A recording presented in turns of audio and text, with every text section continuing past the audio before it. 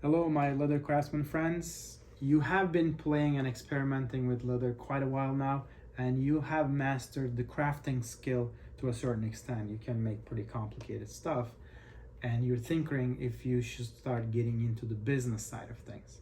Well, here is the summary.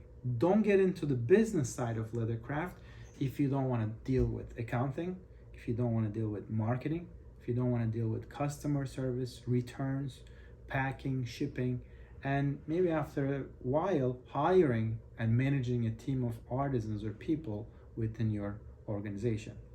If you don't want to wear those hats and figure out all those aspects of the business that will come with that step, then don't try, because this is what has to be done once you start offering your products to the market.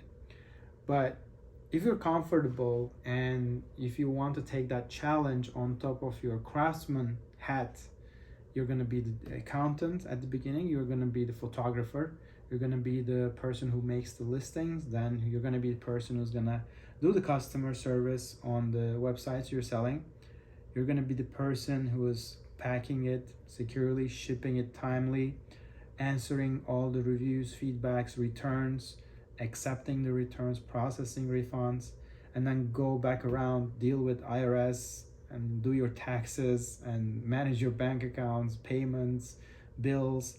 Then the inventory as you sell, you go order more leather from the tannery or your leather dealer. This become a lot of activities that needs to be done by that one-man job that you are at the beginning. So the business addition to your leather craft comes with those chores to some, but fun to other people.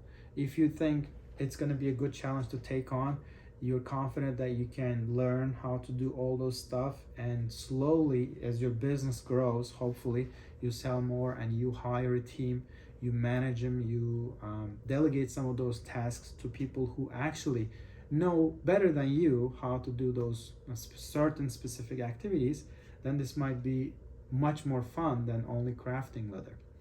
But again, these are the things that needs to be done once you take that step into the business side of leather crafting. If it sounds scary, if it doesn't sound like yourself, you only enjoy working with that leather, doing something with your hands, then I recommend not even stepping into it. Just keep it fun, keep it a hobby, craft it for your friends, craft it for your family, maybe even sell to them, but don't turn it into a business. Just, it could be your relaxed time, me time. It could be the time that you just reconnect and reset your mind.